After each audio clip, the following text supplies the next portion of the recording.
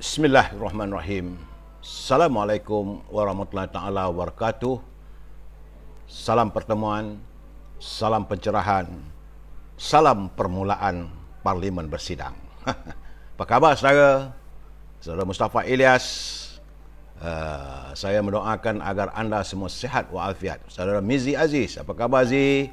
Semoga sihat bersama keluarga. Anak dah berapa Zi? Saudara Mustafa Ilyas, ya, Saudara Paduka Lang Buana, Harimau Berantai, Rosli Le, Ismailis, Razman, Muhammad Saleh, Zimi, Azra, Iwan, Muhammad Osman Puasa, Kopro Darus, Empat Tulang Kering, Muhammad Fauzi, Abdul Jamal, Zack Perry. Aduh, nama sedap-sedap. Aduh, seronok saya melihat nama-nama yang dipertontonkan kepada saya sepanjang pencerahan saya. Dan saya dapat berkesempatan berkenalan dengan ramai sahabat-sahabat. Saudara Abu Nems pun ada, ya, bukan Abu Nawas, Abu Nems. Saudara Razak Hassan, Saudara Abdul Kadir, Poyeng Kamal. Matilah tu. Ini gambar bendera Selangor. Matilah tu. Aduh, hai. Baik, saya perlu memberi pencerahan dapat tentang apa yang berlaku hari ini berhubung dengan kedudukan COVID-19. Ya, saudara, doalah kita. Sebab hari ini tanggal 26 Julai, hari Isnin, ya. Nampak gayanya bila Parlimen bersidang lah, mungkinlah kesan Parlimen bersidang, maka semalam daripada 17,045 hari ini susut kepada 14,516. Masih lagi jumlah yang tidak menyenangkan kita. Jumlah yang begitu tinggi untuk negara kita. Rakyat kita 32 juta saja, saudara. Tapi hari ini 14,516 yang dijangkiti oleh virus corona, menjadikan jumlah jangkitan sudah pun 1,27,954 orang yang dijangkiti oleh COVID-19. Dan kesan daripada itu, hari ini saja, saudara, sejumlah 207 orang tewas yang menemui ajal. Itu yang meninggal dunia kesan daripada COVID-19, menjadikan angka mereka yang telah terkorban daripada mangsa virus corona ini adalah 8,201 orang. Tak boleh lagi nak kata 7,000 meninggal, dah 8,201 orang dah telah mati. Dan cuma saya agak lega melihat di Perlis masih lagi susut, dia turun 2 orang. Di Kedah masih 1,160, tinggi. Sebuah negeri jelapang padi, tiba-tiba virus corona meledak di utara negara kita, 1,160. Di Pulau Pinang juga 402 orang. Di Perak 590, tinggi yop. 590, tinggi yop, bukan rendah jumlahnya. Aduh, mana ni? Mintalah kalau boleh. Kita mintalah supaya Epid menjerit Pit. Dia kalau Epid menjerit, Epid Yop Labor ni, dia bila menjerit aja turun. Suara Epid ni gamaknya menakutkan virus corona. Di Selangor susut daripada 8,500 orang kepada 6,508. Masih lagi tinggi, saudara, ya. Begitu juga di Putrajaya, di wilayah Persekutuan 1,425. Artinya di Lembah Kelang ini sudah masih lagi jangkitannya adalah 7,900 lebih, dan jumlah keseluruhan yang terkumpul untuk warga Lembah Kelang adalah 4,707. Dekat setengah juta warga Lembah Kelang yang dijangkiti oleh virus corona yang terkumpul, saudara. Di Putrajaya 94 naik hari ini, ya, saudara. Begitu juga di Negeri Sembilan susut, tapi angkanya masih lagi 452. Di Melaka ada sedikit peningkatan daripada semalam. Semalam 370, hari ini 373. Di Johor, astagfirullahalazim, terus meningkat rupanya di Johor. Sebab itu saya kata pola-pola di Johor adalah pola-pola peningkatan yang ketara. Chopsticks. Dia kalau pasaran saham tu, dia chopstick dia panggil. Tinggi. Semalam 950, dia naik daripada 804. Sebelum tu 722. Dia meningkat 804, dia terus meningkat 950, dan hari ini di Johor 1,449. Saudara, tinggi. Naik 500 lebih. Di Pahang susut, tapi 386.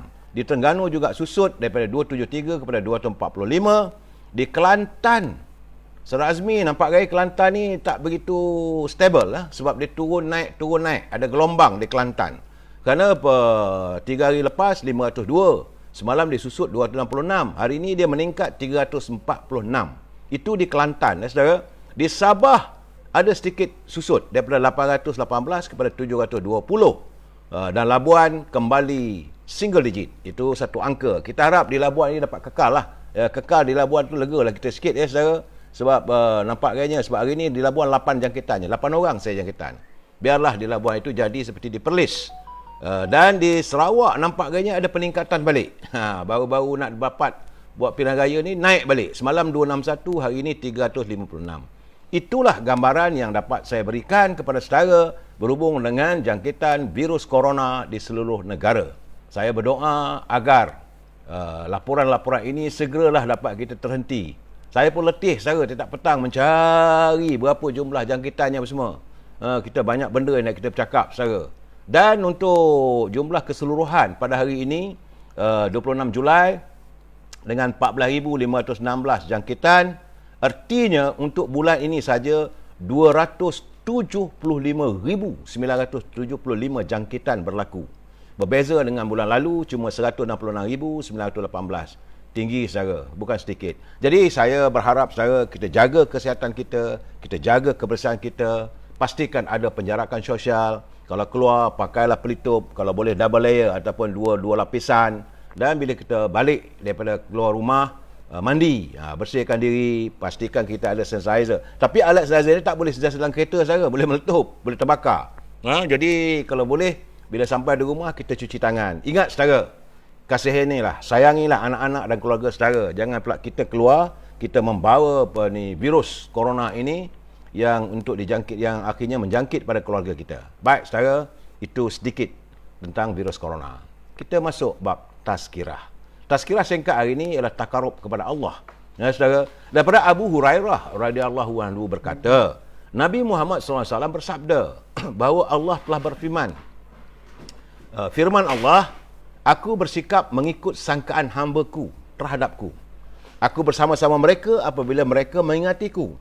Apabila mereka mengingatiku dalam dirinya, maka aku pasti mengingatinya dalam diriku.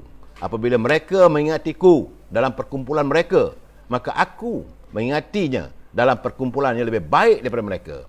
Demi sekiranya mereka mendekatkan diri kepadaku sejengkal, maka aku mendekatkan dirinya kepada sehasta.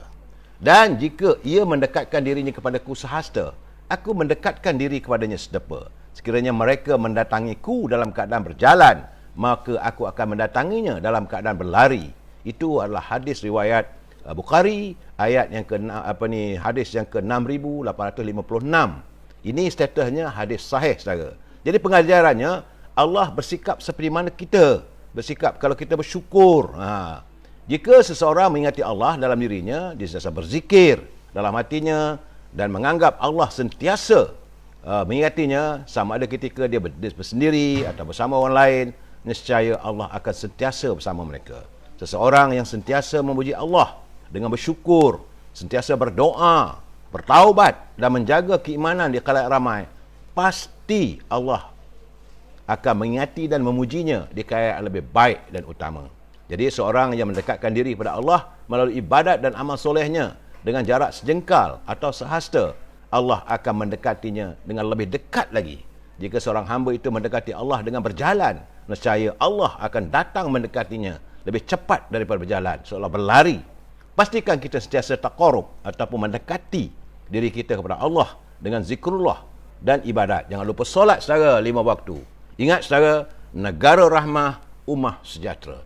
Ini adalah kiriman daripada Pertubuhan Ikram Malaysia Negeri Johor. Bersamalah kita hayati setiap apa yang dilontarkan dalam tazkirah pendek ini. Bagi kita dalam hidup yang sebegini, yang hari ini begitu banyak cabarannya saudara ya. Mutiara kita hari ini adalah penampilan yang baik di mana-mana merupakan hal yang paling penting.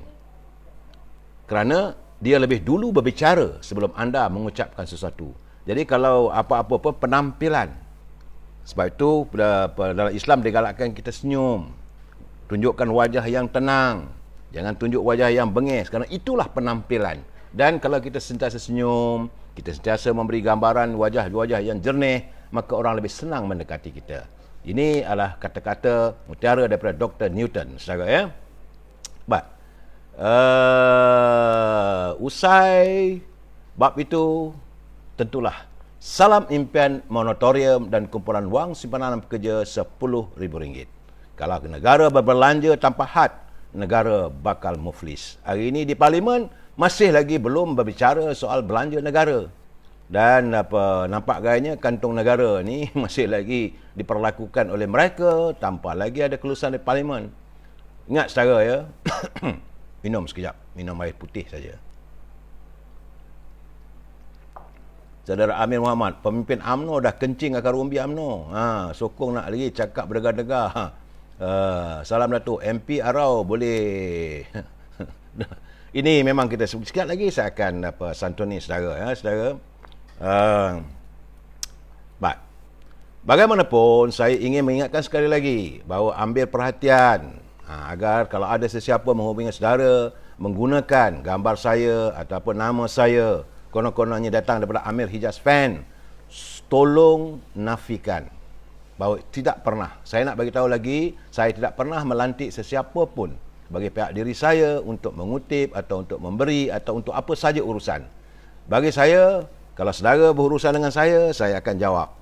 Lain daripada itu tidak ada. Jadi berhati-hati saudara ya. Kalau ada skamer-skamer ni masih lagi melakukan onar mereka, jawabnya biarlah kita adukan kepada pihak berwajib. Ya. Saudara Yang Maya, salam. Lambat sikit masuk. Tak apa, masih lagi dalam peringkat pencerahan. Saudara ya. Baik. Tajuk kita malam ini, rakyat terus dihampakan. Tajuknya, rakyat terus dihampakan. Sebelum saya memberi pencerahan, kita dengar apa kata Pak Nazil. Dalam pantunnya, saya cukup suka dengan Pak Nazil ni. Terima kasih Pak Nazil, kiriman pantun. Jangan lupa besok hantar lagi. Kedak tertunggu-tunggu saya, jangan hantar waktu petang Pak Nazil. Letih saya duk mencari-cari bahan semua, baru sampai nak salin dan sebagainya. Sebab saya suka sangat-sangat dengan pantun Pak Nazil. Bahasanya indah. Kata Pak Nazil, makan laksa teman bersama, air kelapa di Tasik Melati. Berebut kuasa diberi utama, rakyat dilupa mengguris hati. Nah inilah keadaannya sekarang. Mereka berebut kuasa, tapi rakyat tidak diberi keutamaan. Akhirnya rakyat dilupakan, mengguris hati rakyat. Kata Pak Nazir lagi, jalan berlengguk si anak-anak, kadang-kadang becok berkata, kenyang disogok, janji melunak, janji mengundang, hanya derita. Jadi mereka berjanji macam-macam, tapi akhirnya tiada. Saudara, hari ini juga saya mohon izin sebab saya menerima kiriman sesuai dibacakan kesan daripada perbincangan Parlimen tadi, iaitu sebuah sajak puisi kiriman saudara Ahmad Ismail Adi di Taman Tun. Dia menghantar, saya nampak tajuk puisinya adalah Aksi Kayangan. Ini juga boleh dibaca dalam Raman Bakar Fans. Saya nampak cantik puisi ini. Izinkan saya untuk mendeklamasikan permulaan bicara kita saudara. Berpencak silat di kayangan, genderang perang ditabuh, sang pendita raya beraksi. Memanda menteri gentayang menari, paduka Laksmana senggol-senggolan, temenggung bermata buntang, riuh seisi negeri, gamat pelosok alam, lakonan dipamerkan terang-terangan. Berkepuk-kepuk, bertapuk-tapuk, duit negara dicuri di pemegang kunci, disonglap pemegang amanah, wang pembendaraan diseligi. Lama berbicara di Aidili, bagai tiada noktah berhenti. Lakonan di Dewan Dingin Kehakiman, memanda menteri tak sunyi, bendahara sengih tersusun gigi, kerana penuh keliling, sida-sida di sisi, Laksmana tak peduli. Wayang opera pentas bangsawan berkelas hawa dingin, antagonis protagonis tiada beza, wayang kelas pertama. Di mana baju jingga, di mana sungai Buloh, siapa watak kayangan yang mengerekod di tabir besi, tiada atau ada di sisi siapa. Opera wayang suka-suka, politik suka-suka, profil tinggi, penuh stangi, di Dewan Hipokrasi. Berbicara integriti yang dikunci, aksi mual bersiri tanpa pernah disudahi. Terima kasih saudara Abi Begitulah maksud puisinya. Dia menzahirkan keadaan politik hari ini. Mereka berbicara soal diri mereka saja. Ya, saudara Encik Osman, bosku diberitahu tidak diberi kesempatan untuk membahaskan masalah rakyat di Parlimen. Benar. Itulah tadi opera wayang suka-suka. Saya pun nak meluat tengok. Baik saudara, saya ingin memberi peringatan. Mereka ini memang ini penting ni sebab banyak kali dah saya ingat masih lagi mereka lakukan. Mereka yang menyunting semula live yang saya buat sampai malam ini dan dimasukkan ke channel YouTube, maka anda adalah bertanggungjawab di atas setiap suntingan. Saya tidak akan bertanggungjawab sebab saya pun tidak punya waktu, tidak macam kesempatan, tidak berupaya untuk menyantuni satu persatu. Jadi apa yang anda lakukan itu adalah tanggungjawab anda sendiri. Saya cuma mengizinkan live saya ini disalin sepenuhnya tanpa ada suntingan. Kalau ada suntingan, kemudian dibubuh dengan judul macam-macam, ambil 15 minit ataupun 10 minit, itu tanggungjawab anda. Kerana ia boleh membawa maksud yang berbeza. Saya tak bertanggungjawab. Saudara, kita ni vocabulary bahasa kita banyak. Jadi kalau ambil 5 minit, 10 minit, cantum sana, cantum sini, boleh mendatangkan salah pandangan ataupun salah sangka warga, ya. Saudara Dian Shah, Kuala Lumpur hadir. Terima kasih. Saudara Khairi Badri, Hairi. Selamat malam. Apa khabar orang kampung, Yop? Tok Pengulu ni, saudara Khairi ni. Macam mana rakyat di kampung kita? Semua siap makanan? Tok Ketua, jaga rakyat dengan baik-baik, Tok Ketua. Saya amat menghormati. Kalau dapat bantuan daripada wakil rakyat, saya dah berbual dengan wakil rakyat saudara. Tok Khairi, dia kata dia ada hantar makanan, baku-baku makanan. Pastikan setiap rumah dapat makanan itu. Rakyat sedang terkesan saudara. Baik saudara, kita terus masuk rakyat dihampakan. Sebab saya hari ini saya tak banyak subjeknya. Subjeknya adalah satu saja, iaitu subjek kita tentang bagaimana Parlimen hari ini benar-benar menghampakan rakyat. Rakyat selama ini saudara menanti dengan penuh harapan. Dah beberapa tahun, tak boleh kata setahun lah lamanya, berbulan-bulan tunggu bila Parlimen nak bersidang, bila Parlimen nak bersidang. Tapi akhirnya penantian yang diharapkan oleh rakyat tidak kesampaian. Tak ada sesuatu pun untuk rakyat. Saya cukup sedih. Dan okeylah kita dengar bahawa kata Yang Amat Berhormat Tan Sri Perdana Menteri mahu membentangkan melalui pelan pemulihan negara. Pelan pemulihan negara. Saya nak sebut pun tersasul saudara. Bukan pasal saya menyampah. Sebab tidak ada apa-apa untuk rakyat. Tidak ada pengumuman sesuatu yang rakyat tunggukan. Soal persoalan kehidupan rakyat. Soal ekonomi rakyat yang begitu terjejas seteruk. Langsung tidak dibicarakan di Parlimen. Persoalan tentang peritnya kehidupan rakyat yang kehilangan sumber pendapatan. Seolah-olah tidak disantuni oleh warga yang berada di Parlimen. Saudara, apakah rakyat dapat kembali bebas untuk mencari kehidupan? Tak juga disebut. Saudara, persoalan rakyat apakah boleh meneruskan sebagaimana biasa mereka untuk mencari sumber rezeki, juga tidak disantuni. Apakah rakyat boleh melakukan rentas daerah, rentas negeri untuk kembali hidup bebas?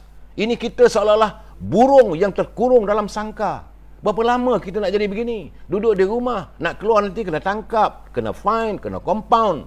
Semua persoalan ini tak terjawab saya. Tapi apa yang kita lihat adalah bagaikan lukisan di atas kanvas. Manusia-manusia yang bertukar, berada dalam zoo negara. Terjerit sana, terjerit sini, 2 jam. Dari mula Parlimen bersidang, 2 jam dihabiskan. Dihabiskan wang rakyat, dihabiskan masa wakil rakyat, masa menteri. Lain tak ada, itu tak kena, ini tak kena, itu tak kena, ini tak kena. Dan ternyata speaker pula gagal untuk mempengurusikan persidangan dengan baik dan dengan tegas. Tak ada. Dia sejak awal lagi persidangan. Memang begitu keadaannya. Saya memang marah hari ini. Tapi dalam kemarahan saya sempat juga saya berbual dengan seorang tokoh di pasaran saham Kuala Lumpur. Sebab saya bila berkeadaan begini, saya nak tengok apakah keadaan ekonomi negara kita, bagaimana kedudukan pasaran di peringkat di pasaran di bursa saham Kuala Lumpur. Beliau menyatakan kepada saya tak boleh sebut namanya lah sebab dia orang besar. Saya, ini orang bijak, tokoh korporat. Dia kata keadaan mendatang tak ada apa-apa. Kalau gitu kata bagaimana kedudukan ekonomi? Dia kata ekonomi kita terus mengelonsor. Alamak. Jika ini jadi sepatutnya bila parlimen bersidang, parlimen dah dibuka, sama ada saham kita jatuh ataupun naik. Tidak ada semangat, tidak ada isma untuk melonjakkan pasaran, dan ini memperlihatkan bahawa gambaran ekonomi kita masih lagi terperosok ke bawah, saudara. Duit kita, pasaran wang kita masih lagi ditakuk yang membimbangkan. Soal nilai wang kita di pasaran antarabangsa masih lagi dalam keadaan yang mendukacitakan. Berbanding dengan negara-negara jiran kita, berbanding dengan negara Thailand, walaupun mereka sekarang ni berantakan, adanya unjuk rasa di kota Bangkok, berbanding dengan di Jakarta, walaupun masih lagi ada ini gerombolan tertentu, tetapi mereka masih dapat mengekalkan rentak ekonomi mereka dengan baik. Tapi kita di sini sedang kita membuka parlimen, rentak ekonomi masih lagi berterusan. Jadi saya bertanya dengan pada beliau, macam mana cara sekarang ni? Apakah kalau keadaan begini, kalau hadir Perdana Menteri yang baru ke, kalau hadir seseorang untuk memimpin negara kita, bagaimana kita nak mentadbir negara kita ni kalau ekonomi kita begini? Dia pun dia kata dia seolah tercari-cari. Sebagai orang korporat, sebagai orang yang terjebak dalam dunia ekonomi, dia kata tak ada petunjuk. Kemudian saya bagi contohlah, kata macam kita nak masak kek lah, saya kata kek ekonomi negara kita ni. Yang mana penting dulu? Apakah telur? Apakah tepung? Apakah gula? Apakah ibu kek? Atau apakah kita perlukan ada oven? Ataupun untuk membakar ini kek itu? Dia kata sebenarnya dia kata yang paling penting sekarang ni adalah antara tepung, gula dan telur. Inilah ramuannya. Jadi dalam keadaan begini, yang paling pentinglah ekonomi kita apa? Walaupun ada sahabat saya kata, dia kata tak ada, tak apalah. Dia kata kalau tak ada buat kek, ambil telur tu kita pecah, goreng ajalah. Itu tak mencapai matlamat untuk menjadikan sebagai kek ekonomi. Bahasa mudah. Nak cakap bahasa tinggi-tinggi nanti sukar nak faham. Nanti marah pula Makcik Lima, Makcik Kia dekat saya. Nanti Kak Mar di Negeri Sembilan kan, dia marah pula saya. Dia kata apa kena cakap yang bukan-bukan tinggi-tinggi. Saya nak faham, saya nak tahu macam mana besok nak makan. Boleh makan ke, ada ke tak ada makan, ada boreh tak ada boreh. Itu nanti jangan marah Kak Mar. Jadi dalam keadaan begini, saya berbual dengan beliau. Beliau mengatakan paling penting sekarang ni, kerajaan harus memikirkan apabila ditamatkan proklamasi darurat, ditamatkan perintah kawalan pergerakan semua. The most important sekarang ni, warga di sektor yang terbesar menyumbang daripada sektor ekonomi kita, iaitu sama ada IKS, syarikat kecil-kecilan, syarikat yang semi, yang membuat perniagaan atau perdagangan harian, mereka memerlukan suntikan modal. Tanpa suntikan modal, tidak mampu menjana ekonomi kita. Sebab hari ini seluruh rakyat, seluruh warga sektor dagang, kedai ke ataupun pembuat keripik pisang ke, wang mereka sudah habis. Dan mereka perlukan suntikan modal. Jadi mampukah pimpinan yang datang kali ini menyantuni permasalahan ini? Jangan bicara soal tinggi-tinggi. Tak salah nak bercakap mikroekonomi, mikro, tak perlu. Yang penting hari ini orang nak buka kedai tayar kereta, dia nak modal dapat beli tayar. Orang yang nak buat kedai jual laksa, nak cari modal untuk beli laksa, beli ikan. Ini penting. Kemudian chef yang nak masak tu, chef ni siapa-siapa pun boleh. Asalkan resepinya ada. Kita dah cukup resepi. Sebab negara kita ni perasanannya cukup, lengkap. Prasarana seperti oven lah. Ataupun dulu orang tua-tua dulu kalau nak masak kek apa semua, pakai periuk, atas api, bawah api. Tak ada oven pun. Saudara, saya ingat lagi Allahyarhamah ibu saya, nenek saya pun masak kek pun begitu je. Cantik keknya, sedap dimakan. Begitu juga sekarang ni dengan kedudukan ekonomi negara kita. Kita memerlukan sekarang ni adalah suntikan modal. This is the most important. Kalau bila buka saja nanti tanpa suntikan modal, tak ada upaya. Siapa nak berniaga? Berniaga kecil-kecilan, tukang jahit pun kalau tak ada duit nak beli benang, macam mana nak jahit? Nak beli kain, mana nak cari duit? Segala-galanya bermula dengan modal. Jadi pimpinan harus memikirkan soal ini. Nak harapkan pimpinan ada sekarang ni tak payahlah, dia tak ada fikir soal itu. Dia lebih suka ke sana ke sini, akhirnya bercelaru habis. Jadi kerana dalam ekonomi sekarang ni kita perlu memulihkan segera. Kalau tidak nanti badan kita terus sakit. Kita sekarang ni diserang tsunami COVID ekonomi. Virus corona sedang memamah ekonomi negara begitu teruk sekali, sehingga kan mereka yang terlibat dalam sektor dagang berkecai. Seburuk-buruknya Kak Limah jual nasi lemak pun sekarang ni dah tak ada modal nak beli beras, nak beli ikan bilis, nak beli cili kering, nak beli gula, dah tak ada modal. Jadi pimpinan harus berfikir soal ini. Kalau pimpinan tak boleh, gantikan dengan orang lain. Jadi kita mengharapkan kau tak boleh segera ada peralihan kuasa. Kerana ini sekarang ni kita dah teruk ni. Sebab itu saya katakan yang paling penting sekali adalah capital injections. Dan nak harap pada bank, jangan mimpi. Jangan mimpi. Sebab itu pimpinan mereka di Anjung Kuasa di Sri Perdana harus memikirkan soal ini. Tak kisahlah mereka ini B40 ke, M60 ke, T20 pun dah tak boleh nak bergerak. Contoh saya beritahu, kalau kita nak e-hailing kereta, dia nak mula modal nak beli minyak pun dah tak ada sekarang ni. Sebab itu kereta-kereta sekarang banyak tersadai, taksi-taksi tersadai. Berbezalah dulu zaman Barisan Nasional dulu, Najib, tayar pun dia gantikannya. Sekarang ni tak ada. Sekarang ni Saudara Wan Azmi ramai marah UMNO Tok malam ni. Bukan saudara saya marah, saya perlu beri penjelasan. Nanti dulu, pelan-pelan nak marah boleh. Baik saudara, tapi macam mana pun kita tak boleh nak marah. Kerana Setiausaha Agung UMNO dalam Dewan tadi, dalam keadaan kecoh itu kecoh ini, dia terus bulldoze. Saya yang ini saya hormat Datuk Ahmad Maslan. Betul. Walaupun dulu dia orang kata dia ni begitulah, fikirannya tak panjang lah, pendek setinggi dia. Tetapi hari ini dia menyantuni. Dia menyantuni, dia kata pertama sekali dia tuntut dalam Dewan.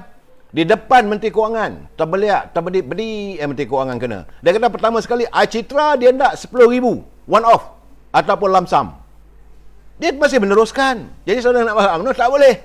Beliau Setiausaha Agung UMNO. Yang kedua dia kata moratorium tanpa faedah yang teraku, tak mau ada faedah-faedah.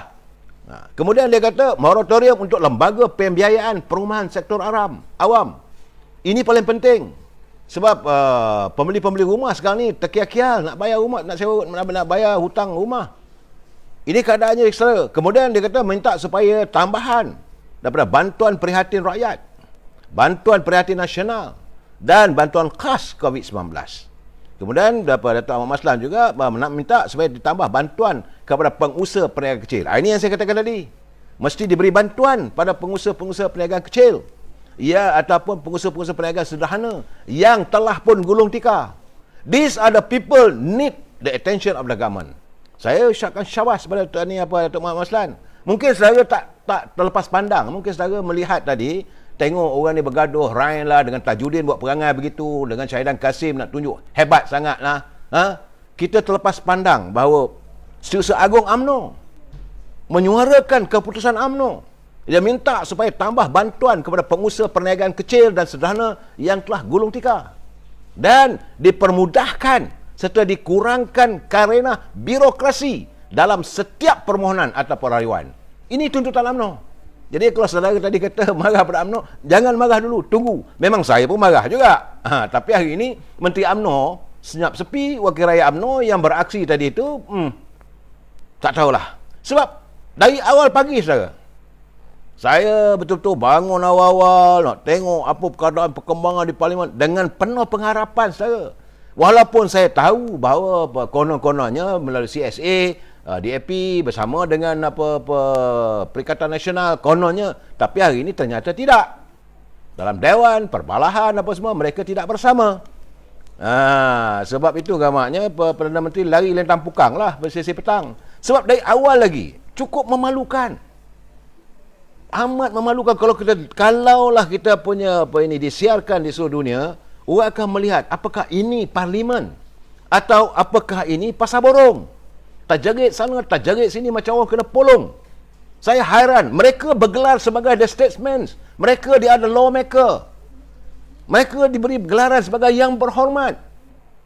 Kenapa perangai macam itu? Lebih teruk daripada budak-budak sekolah lagi. Budak-budak sekolah pun tahu disiplin. Nah ini keadaan amat memalukan saya. Dan Kecoh sebelah pagi, melarutan sampai kecoh sebelah petang. Lagi teruk sebab Perdana Menteri hilang lintang pukang. Lepas dia membentangkan pelan pemulihan negara, apabila dibincangkan oleh beberapa orang wakil rakyat, tiba-tiba dia hilang. Sepatutnya petang tadi dia harus menangani setiap saranan yang diutarakan oleh ahli-ahli parlimen. Sepatutnya. Ini tidak begitu, saudara. Hilang. Tiba-tiba dia suruh ini Yang Berhormat Senator Tengku Zafrul. Tengku Zafrul sebagai senator, saudara, nak berdebat dengan ahli parlimen. Kalau nasib baik tak ada seorang bercakap, you senator, saya ahli parlimen yang dipilih oleh rakyat. Nasib baik tak ada seorang pun ahli parlimen yang bercakap benda begitu. Tapi keadaannya amat memalukan. Bagaimana seorang Perdana Menteri boleh meninggalkan Dewan? Boleh tak hadir untuk menjawab setiap permasalahan yang diutarakan oleh ahli-ahli parlimen. Saya tengok Ketua Pembangkang Datuk Seri Anwar Ibrahim garang semacam hari ini. Oh, sebab itu saya dah cakap, saudara. Dulu harimau ataupun singa ni berada dalam kandang. Hari ini harimau ni sudah terlepas, berada dalam Dewan. Tunggu masa dia akan menyerang. Tadi memang dia menyerang habis-habisan. Dia bangkit, dia pun Ketua Pembangkang, biasalah. Tetapi dalam keadaan begitu, ya, Saudara Yazid, Dato' Ahmad Maslan memang terbaik. Ini cara kita. Dia sepatutnya dalam Dewan ini perbahasan dengan menggunakan bahasa yang baik. Dan yang menjadi masalahnya, kita nak tahu apa masalah rakyat. Berilah peluang kepada ahli-ahli parlimen mengutarakan masalah rakyat. Sebab tadi Perdana Menteri membuka Dewan dengan menyatakan plan pemulihan negara. Nak dipulihkan negara ni. Jadi bila dah bentang 1, 2, 3, 4 agendanya, saya tengok macam kayangan je. Dan bila dibahaskan, dia tak ada. Sepatut inilah diperdebatkan satu persatu. Perlu diperdebatkan secara khusus, secara tuntas. Sepatutnya beri masa yang panjang. Sebab ini pelan perancangan. Ini bukan main-main. Ini soal hidup rakyat. Ini kini nak menyantuni bagaimana berapa ramai hari ini 274 yang meninggal dunia mati. Dan ini menyangkupi soal bagaimana kita nak melayan COVID-19 ni. Serangan virus corona. Sepatutnya Perdana Menteri kena hadir. Beliau tidak hadir, tak tahulah. Akhirnya malu. Saya malu bukan kenapa, kerana bila ada ahli parlimen dan BDP dia kata cerit-berit ke, perkataan itu keluar. Saudara, ini keadaannya. Dan saya melihat tadi Azmin Ali nak tunjuk juara lah, hebat lah. Bila orang bercakap soal punca kepada peningkatan semaraknya penyebaran virus corona ini, apabila kilang-kilang dibuka, dia nak mempertahankan. Dia nak tunjuk sekeping gambar begitu. Mana orang nak nampak? Oh, dia kata dia akan bagi pada setiap wakil rakyat. This is not the point. No, sekarang ni jelas. Sepatutnya dengarlah. Sebab wakil rakyat, dia dapat feedback daripada rakyat. Kamu dapat feedback dari mana? Kamu duduk dalam bilik hawa dingin. Kamu tidak turun ke kilang-kilang. Kamu tak tengok kehidupan macam mana pekerja-pekerja yang dibawa daripada luar negeri itu disimpan ataupun diletakkan dalam asrama. Mereka duduk dalam keadaan berhimpit-himpit. Ini yang membuatkan penyebaran COVID-19. Dalam keadaan begitu, memang dalam hostel itu, bila dah ada penyakit, dia masuk ke dalam kilang. Warga kita pun ada bekerja dalam kilang. Dia pergi ke kedai. Dia bebas bergerak. Dia naik bas. Jadi maka penyebaran ini tidak dapat dikawal. Tapi dia masih lagi nak mempertahankan. Nak tunjuk hebat. Parlimen bukan tempat untuk tunjuk hebat. Sebab itu hari ini saya amat kecewa. Kerana parlimen tidak dijadikan tempat untuk membahaskan masalah rakyat. Saudara Achahi Bentayan, memang Datuk Seri Najib tidak diberi kesempatan untuk bercakap. Ini keadaannya. Yalah, Datuk Seri Najib pun cara dia bekas Perdana Menteri. Takkanlah dia nak beredah begitu saja. Dia orang yang ada Tom Madinah. Kalau speaker tak bagi, dia duduk. Dia menyantuni cara parlimen. Dia bukannya redah begitu saja. Datuk Seri Anwar Ibrahim dah ceritalah. Lim Guat Eng ke tu masalah mereka lah. Tapi saya melihat bila Tajuddin bangun, subjek yang diutarakan itu cuba diperlekehkan. Apabila ada ahli-ahli parlimen, wakil-wakil rakyat nak menyantuni. Saya berbual juga tadi dengan seorang ahli parlimen daripada Parti Keadilan. Dia kata, kita pembangkang hari ini memang kita tak buat ambush, tetapi hari ini kita banyak mau menontonkan kepada rakyat. Lihatlah kepimpinan hari ini. Sebab itu hari ini yang bercakapnya semua mereka-mereka yang berlatar belakangkan undang-undang. soal-soal perundangan diutarakan hari ini. Sebab itu saya lihat ahli-ahli parlimen daripada Parti Pembangkang semua yang berlatar belakangkan undang-undang, kecuali Nurul Izzah bersama dengan Datuk Seri Anwar Ibrahim dan juga Lee Kuan Yew. Yang lain tu yang banyak bangun bercakap adalah mereka yang ada latar belakang undang-undang. Yang keras kepala tu macam Khalid Samad tu biasalah. Tapi macam si Jelutong tu biasalah, tapi jangan lupa dia pun ada latar belakang undang-undang. Dan saya melihat argument daripada Gobind Singh Deo tu ada point. Dan agak mengecewakan saya apabila speaker tidak mengizinkan bila ahli parlimen membangkitkan point of order. Selalunya apabila dia bangkitkan point of order, maka sesiapa pun tengah berucap, dia tak boleh meneruskan ucapan. Itu adalah standing order di parlimen. Tapi waktu tadi itu bila Yang Amat Berhormat Tan Sri Perdana Menteri nak mengemukakan cadangan pelan ini pemulihan negara ni, maka Gobind Singh Deo dia bangun, dia mengemukakan point of order. Dan dia tidak dilayan. Jadi akan menimbulkan teruklah parlimen. Kecoh semacam. Sepatutnya speaker kena tenang dulu, Yang Amat Berhormat, tinggi dulu. Saya teringat zaman Tan Sri Zahir dulu. Is the best speaker. Waktu Tan Sri Zahir jadi speaker dulu, bila bangun seorang bercakap tentang point of order, maka dia akan cakap, waktu itu Dr. Mahathir Mohamad sebagai Perdana Menteri. Yang Mohamad Perdana Menteri tunggu siap, point of order. Ya, Yang Mohamad, point berapa, perkara berapa. Point of order itu mesti diutamakan sebab itu peraturan Dewan. Jadi ini keadaannya, saya lihat speaker nampaknya tidak begitu, nak kata tak matang, bukan kata tak matang, dia dah matang. Nak kata tak tahu undang-undang, dia tentu mengetahui undang-undang, dia pun latar belakang undang-undang. Jadi masalah lah. Dan sebelah petang tadi memang kecoh lah bila orang bertanya mana Perdana Menteri pergi. Sesuatu yang agak memeranjatkan saya. Ya. Kita simpan belakang. Kita sonton dulu tentang isu doktor. Hari ini juga doktor-doktor yang berada sebagai doktor kontrak, mereka melakukan mogok. Ini berat saya. Sementara doktor kontrak sejumlah 7,000 orang hari ini, mereka melakukan mogok di seluruh negara. Isu doktor ini ia melibatkan juga doktor, pegawai farmasi, doktor pergigian. Mereka adalah frontliner di musim COVID. Jadi apa yang mereka harapkan adalah kerajaan memikirkan juga tentang untuk nasib mereka. Ini tidak. Dan lebih mengecewakan saya apabila ketua pengarah sendiri pun tak buat tahu, tak ambil tahu. Malah nak menekan doktor-doktor ni. Santunilah mereka, tuntutan mereka, adakan perbincangan. Jangan kita keras macam semalam saya katakan. Jangan kita berkeras dengan waktu orang tengah marah. Api tengah marah, api tengah merebak, engkau simbah air pun akan merecik, akan marak. Cuba saya lihat kalau bakar sate tu, sembah sikit saja air dengan minyak, marak apinya tu. Jadi tak boleh dilayan begitu. Kementerian Kesihatan mengatakan bahawa kontrak pertama itu dibuat 3 tahun untuk menampung kepala latihan Susuazah. Itu bagi saya tak perlu dia bercakap. Apa yang mereka tuntut bukan apa pun, terimalah mereka sebagai doktor biasa. Serapkan dalam sebagai doktor awam. Sebab itu saya melihat macam-macam lah orang bercakap bahawa tak bersetujulah sikap doktor ni. Jadi akhirnya mengundang. Warga netizen mengamuk. Saya lihat netizen bengang dengan sikap Dr. Noor Hisham. Kerana Ketua Pengarah Kesihatan Malaysia, Tan Sri Noor Hisham, beliau mengeluarkan peringatan kepada doktor kontrak yang dijadualkan melakukan mogok. Beliau pula mendakwa tiada backup. Jadi apa benda ni? Kamu jangan tunjuk kuasa kamu.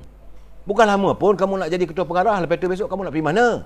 Ini keadaan saya. Dia sebagai ketua pengarah Kementerian Kesihatan, dia bos kepada doktor-doktor di Malaysia ni. Kenapa dia tak santuni kehidupan yang tuntutan daripada doktor-doktor? Ini keadaan. Dan hari ini berapa banyak doktor ini klinik hospital yang dah ni tak ada orang.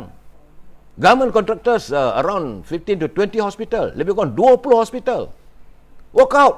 Saya tengok tadi gambar-gambar di hospital Sungai Buloh, beratus, kalaupun tidak beribu saudara ya. Kebanyakan mereka keluar.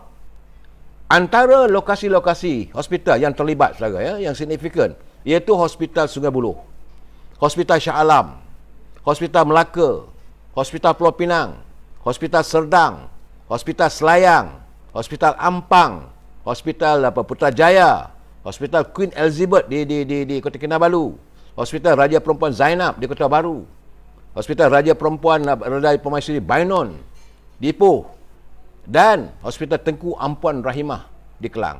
Ini semua hospital-hospital yang sedang menyantuni virus corona, pesakit-pesakit. Dan mereka pernah give up. Saya tak salahkan mereka. Bukan kerana mereka dah bertahun mereka berusaha. Tapi tak dilayan. Dia cuma minta jawatannya diserapkan saja. Terimalah, habis cerita. Soal gaji bincang kemudian. Bukan mereka minta supaya dibayar RM10,000, RM20,000. Tidak. Sebab mereka juga memikirkan soal masa depan. Sebab bila dia mau kerja, bila dia diterima sebagai doktor yang diserap, jadi sebagai doktor, artinya dia bolehlah buat pinjaman perumahan, allowance, mereka boleh membeli insurans dan sebagainya. Ini sebagai kontrak. Kontrak ni sampai waktu habis begitu saja. Bagaimana bila habis 2 tahun nanti? Ini keadaannya, saudara. Jadi saudara jangan marah kalau doktor tu mogok. Memanglah kita nak dapat rawatan bila tengok doktor mogok tu, kita marah jugalah macam mana nak rawatan. Tetapi apa lagi upaya mereka? Bukan mereka tiba-tiba melakukan mogok, tidak. Mereka telah pun menyatakan kenyataan dah 3 bulan. Saya nak beri pencerahan kepada saudara. Dah 3 bulan Persatuan Doktor-Doktor ini menyuarakan kepada pimpinan kerajaan. Tak disantuni, saudara. Macam mana juga Persatuan Pegawai-Pegawai Perubatan minta supaya klinik-klinik swasta ini dijadikan sebagai tempat untuk memberi vaksin. Tak perlulah dibuat kat stadium, dibuat sana. Gunakan semua klinik-klinik yang ada. Tak disantuni. Mereka menunjukkan keras kepala mereka. Itu keadaan saya. Jadi bagi saya itu kedudukan berhubung dengan doktor-doktor. Yang menjadi masalah besar persidangan hari ini apabila secara tiba-tiba, ini benar-benar memeranjatkan saya, iaitu kenyataan Menteri di Jabatan Perdana Menteri, Pak Lebay ni, dia kata bahawa kerajaan Perikatan Malaysia telah pun membatalkan proklamasi darurat pada 21 hari bulan Julai yang lalu dan darurat tidak akan disambung. Ini bagi saya, ini mengundang masalah. Bila dia kata kerajaan bersetuju untuk menasihati Tuan Agong supaya mesyuarat, sedangkan surat panggilan selama ini kerajaan bersetuju untuk memanggil untuk menasihati Tuan Agong supaya mesyuarat khas penggal kelima ini diadakan. Asal-asalnya itu kenyataan dia pada 5 hari bulan Julai. Jangan lupa saudara, Jabatan Perdana Menteri mengeluarkan kenyataan pada 5 Julai bahawa kerajaan telah bersetuju untuk menasihati Tuan Agong supaya mesyuarat khas penggal ketiga Parlimen ke-14 diadakan selama 5 hari. Mula daripada 26 hingga 29 dan 2 Ogos. Bagi Dewan Rakyat dan 3 hari, mulai 3 bulan 3 hingga 5 Ogos. 21 bagi Dewan Negara. Ini saya baca balik saudaranya. Ini surat kenyataan daripada Jabatan Perdana Menteri supaya kita faham. Kemudian mesyuarat ini bertujuan untuk memberi penerangan kepada ahli-ahli parlimen mengenai pelan pemulihan negara yang dibuat tadi dan meminda semua perundangan dan peraturan yang membolehkan persidangan parlimen secara hybrid tidak dilakukan. Hari ini bersemuka. Kemudian berdasarkan pasal kurungan 3 perkara 150 perlembagaan. Ini faktanya. Semua proklamasi darurat dan ordinan yang dibuat oleh Yang di-Pertuan Agong akan dibentangkan di hadapan kedua-dua majlis parlimen. Artinya shall be laid before both house of parliament. Itu kenyataan daripada pejabat Perdana Menteri. Jadi mesyuarat ini akan diadakan mengikut SOP yang ditentukan oleh MKN dan sebagainya. Tiba-tiba Menteri Jabatan Menteri mengumumkan bahawa pada 21 hari bulan yang lalu perintah darurat tarik balik. Ini memeranjatkan saya. Dia kata takut dia persetujuan telah dibuat oleh Menteri Kabinet. Kalau ini berlaku saya heran kerana Menteri Kabinet ada 9 orang tu daripada UMNO. Kenapa mereka tak bagi tahu pada Presiden UMNO?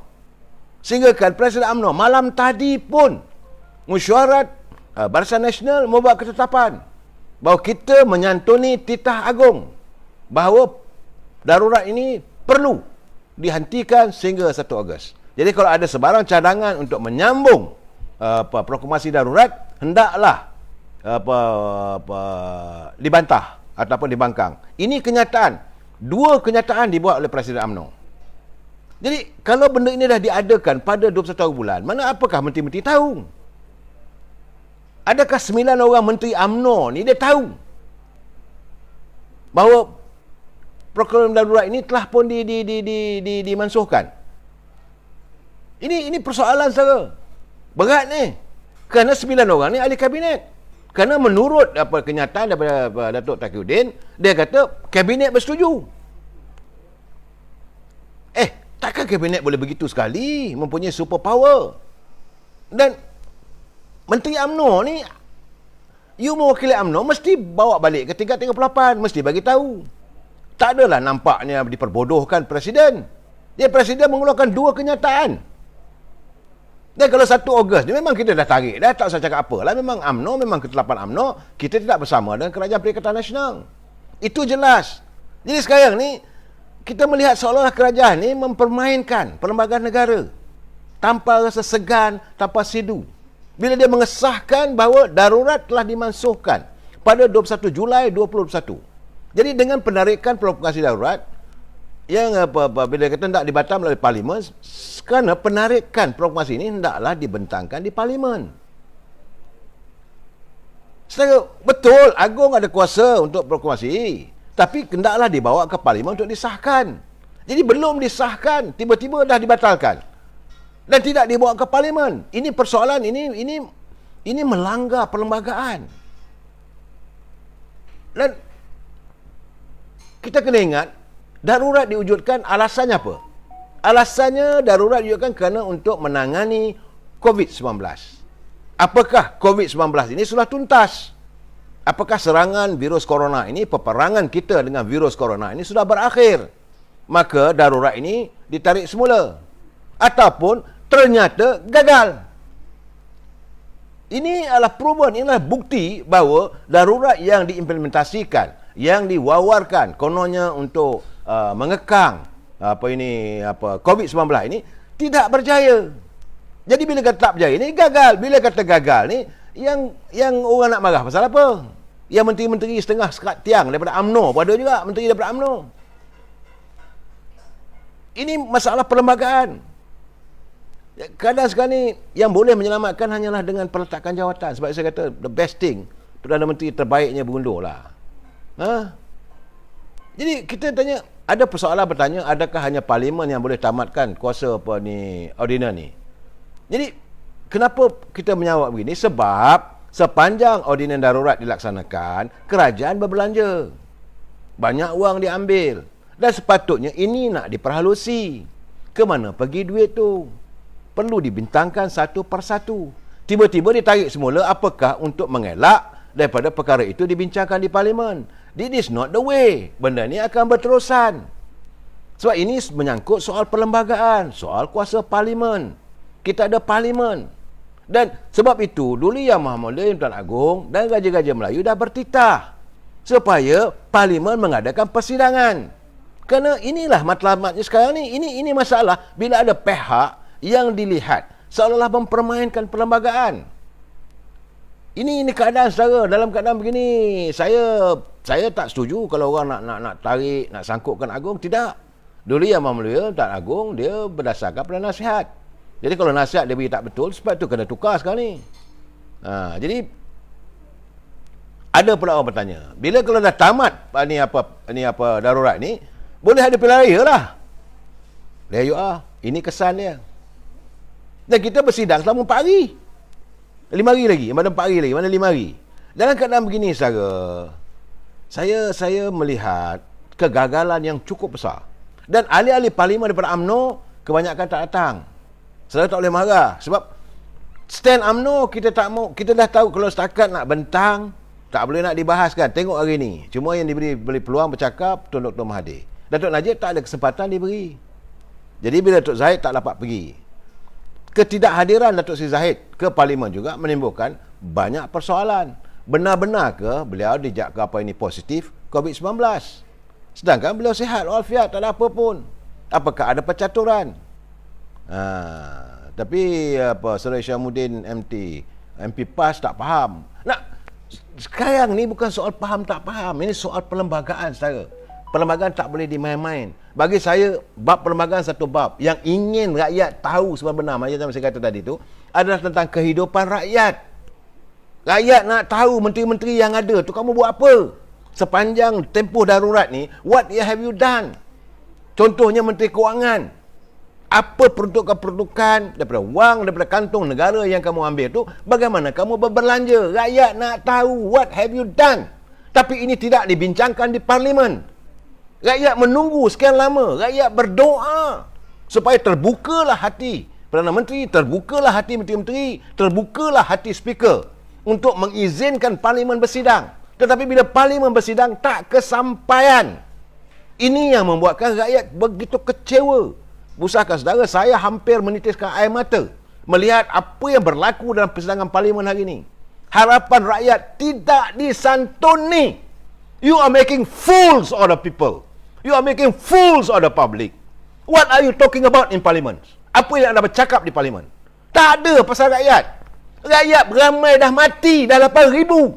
Dah kojol. Siapa nak bertanggungjawab nyawa-nyawa yang hilang?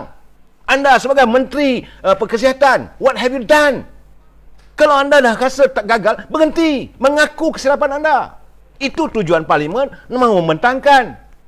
Kata vaksin, yang suntikan vaksin pun mati juga. Yang mereka yang dah dapat dua vaksin pun kena juga ni COVID-19. No, rakyat nak tahu sekarang ni, rakyat diburu ketakutan. Just because of you guys yang bergelar sebagai menteri. Sepatutnya parlimen bersidang, berilah izinlah wakil rakyat bercakap. Bukan nak cakap apa pun. Memanglah kita nak tengok besok apa lagi yang akan bercakap. Tetapi kita tak mau. Parlimen ini sebagai satu sandiwara. Pagi, petang boleh ada. Petang, hilang. Perdana Menteri apa benda ni? Bertanggungjawab. Please. Anda harus bertanggungjawab atas kehidupan rakyat. Bukan anda tak tahu kehidupan rakyat sekarang. Saya tak dapat menahan sabar hari ni. I'm really tak tahulah saya. Seolah-olah perlembagaan dipermainkan, parlimen dipermainkan, rakyat tak tahu. Kita nak tahu berapa lama dah setahun. Please, dah setahun rakyat tidak ada pekerjaan. Ekonomi runtuh, bukan berudum. They are having totally collapse of the economy. What have you done? Sepatutnya pelan pemulihan ni nak buat macam mana? Dibincangkan dan buat pengumuman.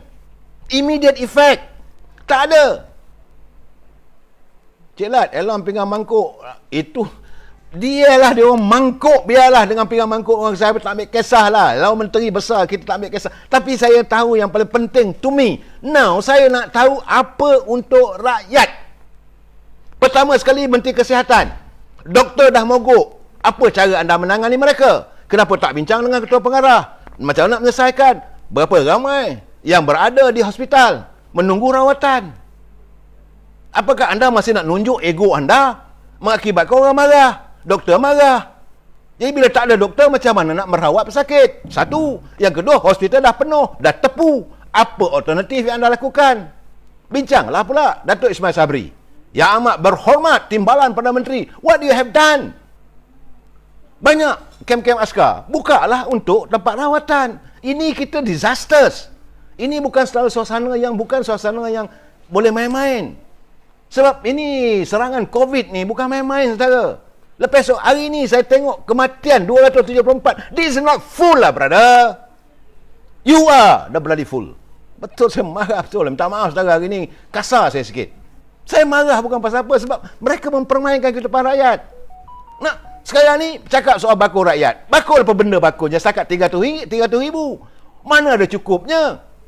Rakyat tanda, berkali-kali saya dah katakan, rakyat bukan pengemis. Rakyat bukan peminta sedekah. Rakyat ada harga diri.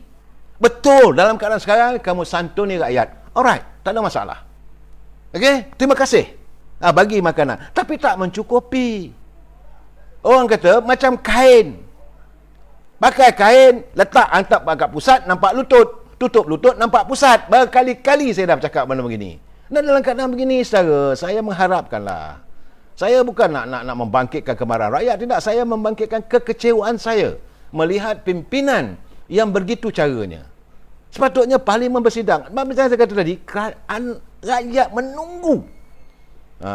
Sebab itu ni, saudara-saudara, sebab tu bila Tasik Gelugu katakan yang mengaibkan speaker.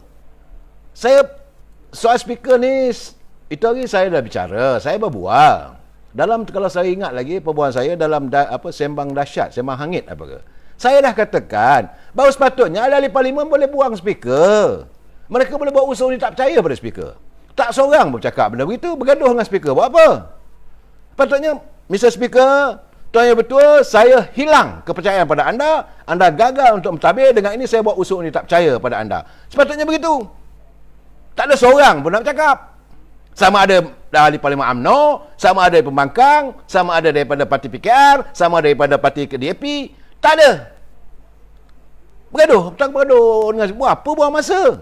Rasa kalau speaker berat sebelah, sebab kuasa melantik speaker bukan kuasa siapa, kuasa ahli Dewan Rakyat, ahli-ahli parlimen.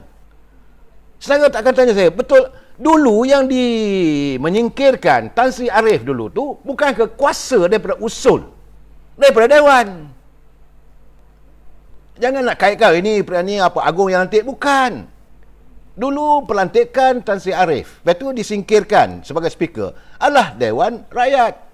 Bila Tan Sri Muhyiddin jadi Perdana Menteri, beliau pimpinannya membuat usul supaya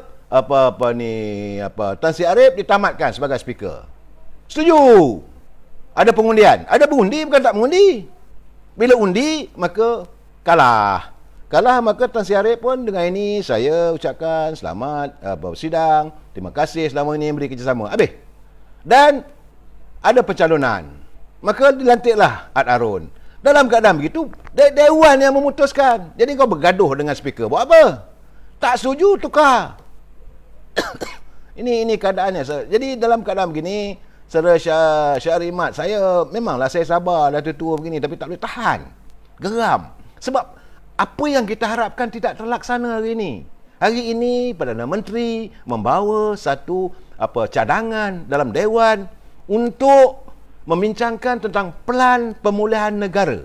Tentulah tentang menyangkut soal ekonomi, tentulah menyangkut soal keselamatan, tentulah menyangkut soal masalah peperangan kita dengan COVID. Sejauh mana benda ini disantun dan ia dihabiskan masa dengan berbalah sama sendiri. Ini yang saya tak boleh tahan. This made me very mad. Nak tunjuk bahawa dia hero, nak tunjuk dia saya maaf cakaplah. Walaupun dia ahli Parlimen dan UMNO, tak betul cara Tajuddin tu. Tak betul cara Saidan Kasim tu. Beliau sebagai backbencher semua tak betul. Jangan kita menghina sesama dia orang tak. Siapa bercakap, biarkan mereka bercakap. Izinkan mereka bercakap, jangan kita bangkang-bangkang sebab dengar apakah isi perbincangan itu. Sebab mereka membawa suara rakyat.